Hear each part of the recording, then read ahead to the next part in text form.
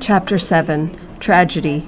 3 months after losing Patrick, Jack asked Jackie to travel with him to Texas. He was thinking ahead to the next presidential election, which would be in November 1964. So many people in America were wild about the Kennedy family. They were young and beautiful and seemed like the ideal American family. Jack knew how much the public enjoyed seeing him and Jackie together. Still, he warned Jackie that this would be a tense trip. There were a lot of people in Texas who did not like his support for the civil rights movement. Perhaps Jackie's presence in Texas would help his popularity there. Sure enough, when the couple landed in Texas, cheering crowds turned out for the Kennedys. Kennedy and civil rights. John F. Kennedy opposed segregation in the United States, yet as a senator he actually voted against the Civil Rights Act in 1957 that would protect the right of African Americans to vote in the United States.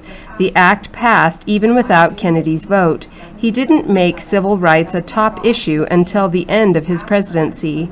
On June 11, 1963, Kennedy made a televised speech outlining his civil rights bill. He hoped it would be passed by Congress within the year. Many people shouted out Jackie's name, thrilled to catch sight of her. The Kennedys visited several Texas cities, San Antonio, Houston, and Fort Worth. On November 22, 1963, the Kennedys arrived in Dallas. A long line of cars called a motorcade drove through the streets. Jackie and Jack sat in the back of a limousine with its top rolled back. The sun blazed down on thousands of people cheering and waving. Suddenly, a shot rang out. Was someone hit? Yes, the president. Another shot rang out.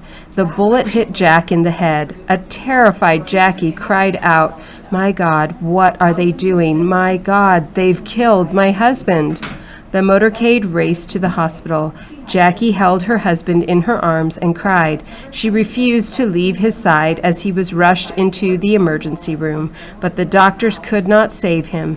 President John F. Kennedy was dead. Later that day, the police arrested a man named Lee Harvey Oswald for assassinating the president.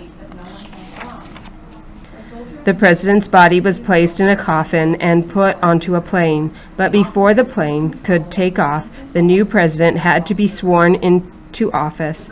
The vice president, Lyndon B. Johnson, came aboard and took the oath of office. Jackie, still wearing her blood-stained pink suit, stood at Johnson's side.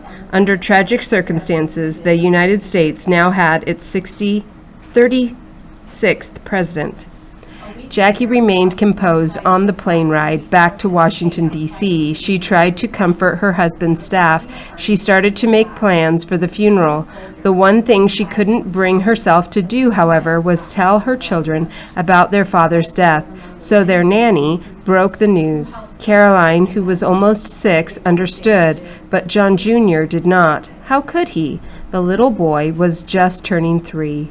The Kennedy family wanted Jack buried in Massachusetts, but Jackie insisted that her husband be buried at a military cemetery, Arlington National Cemetery.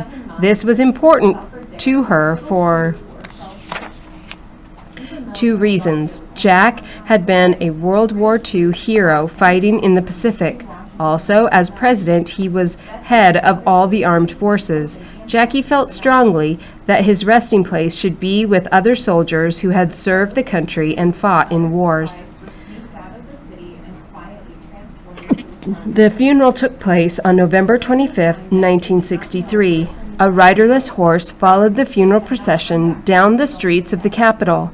Jackie insisted on walking rather than riding in a car. Thousands of people watched the coffin go past. Some cried, others saluted. At the steps of the church where the funeral was held, Jackie bent down and whispered something in little John's ear. John stepped forward and saluted his father's coffin. Throughout the day of the funeral, Jackie remained strong and composed. A British journalist later wrote, "Jacqueline Kennedy has today given her country the one thing it has always lacked,